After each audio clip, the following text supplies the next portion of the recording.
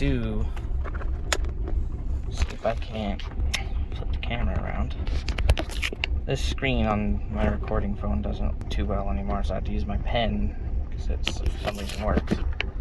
Okay.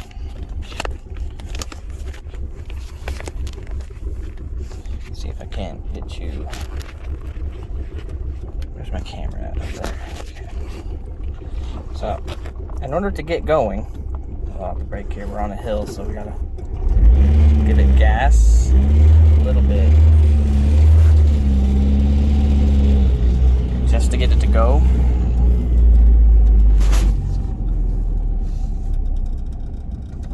Clutch in on a downhill now, so it's a little different. We gotta, in order to go, you have to give it gas first, just to build up a little pressure, then let off the clutch.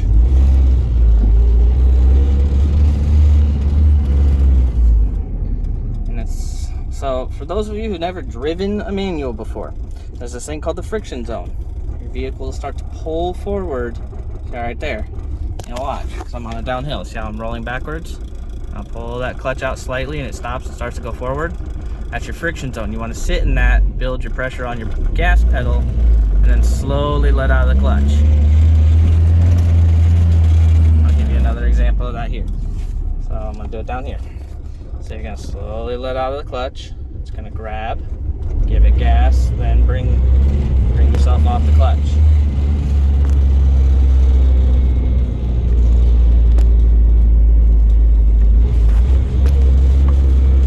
Clutch in, brake, change your gears, whatever you need. Let off your brake, clutch out slowly, let it grab, give it power,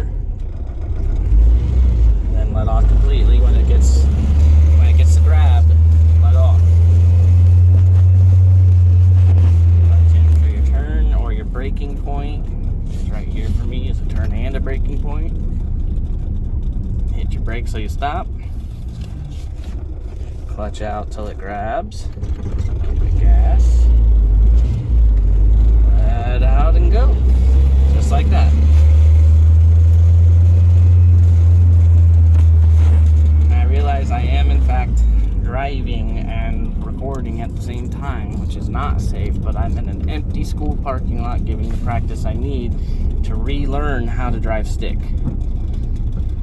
Now, I learned from my dad, however, he did not teach me about the friction zone. I'm going to shut the car off for now. Let it sit for a second. Clutch in. Or e-brake up every time in the manual. So, I learned from my dad, but he never taught me about the friction zone.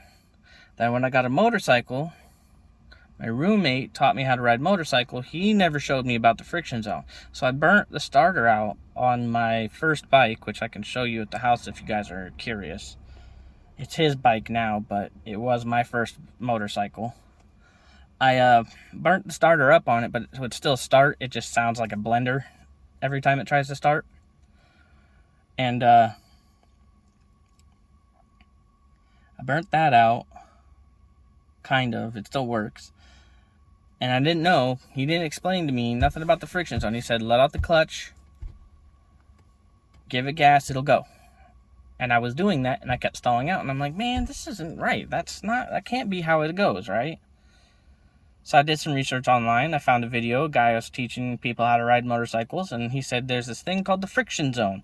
You want to find the friction zone on your clutch. So when you're letting off your clutch, you'll feel it grab the gear and want to pull you forward. You want to sit in that friction zone while you build gas pressure. So while you're in the friction zone, letting off the clutch, you're stopping. Like say right here. This is where your friction zone is, right?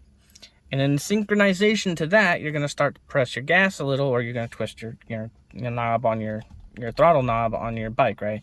Same goes with the car. There's your throttle knob right there. Okay? So you're going to build the pressure from the actual accelerator, so to say, to actually feed more power to it as you're letting off afterwards. Once you start to feel the power grab, then you're going to let off the clutch more and more and more, or you can just let off it completely. Typically, you want to build up to it if you're new.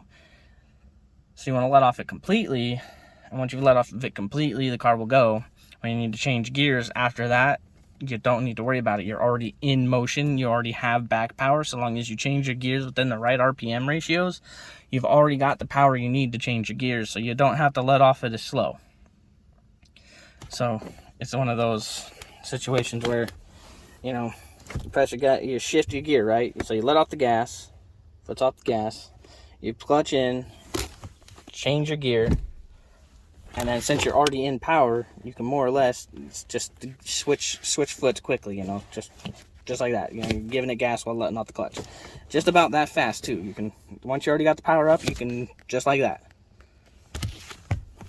That's what I was taught through that video, and then the rest of it was me learning off of that. And I've learned how to drive stick. I learned how to drive my motorcycles, because they're all manuals, off of that. That's why it seems like I'm trying to sit here and say I'm an amateur at driving stick, because I haven't driven stick since I was 13. But because of what I learned through owning a motorcycle and riding it, I've learned how to drive stick again off that. I just need to be able to apply what I learned, and I've proven that I can apply what I've learned just by driving around here, just like this. Like, I stalled once. If you can't tell me any new manual driver wouldn't stall every 2 seconds, you know what I mean? Like, they're gonna be like, I don't understand this, I'm stalling. So this video, I'm gonna title this probably, you know, learning manual if you want to learn along. Take my advice here. So on go, from stop, you're going to clutch in, put it in your gear. You're going to, in my vehicle specifically, because it's very low power right now because of one of the cylinders not having enough compression, I'm going to give it gas. I'm not going to physically do that because I'll actually, you know, flood the engine, I think. You're going to give it gas like so. Just pretend this is the full pedal. You're going to give it gas to build up the power. You're going to find your friction zone, sit there a second, let it start moving. Give it more gas as you're letting out, and then you'll be going. From there, let off the gas, shift, let off. Just like that. Because you're already in motion at that point and going into second gear. You've already built RPM, you've already built pressure that you need to continue forward. So that was some really good practice. I really needed that because I'm going to start using this vehicle as soon as I get it insured. I'm going to start using this vehicle to probably DoorDash until I can afford a better vehicle, something that does not have low compression in one of my cylinders. But for the next couple days, I'm going to bring it down to the school here, and I'm going to just practice, just because I really need the practice to make sure that I don't stall this thing out on the middle of the road, because as you've seen, you know, I'll even show you, starting back up is a gamble. See?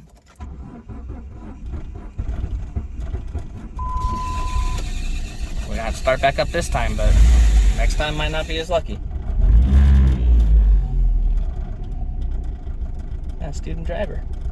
Look at them. They're learning to drive for the first time, and I'm over here remembering how to drive. Alright guys, while this thing's running, I'm gonna practice a little more and then I'm gonna head out. I don't want to be in their way because they probably need the space. So, appreciate y'all. Catch you on the next one. As soon as this lets me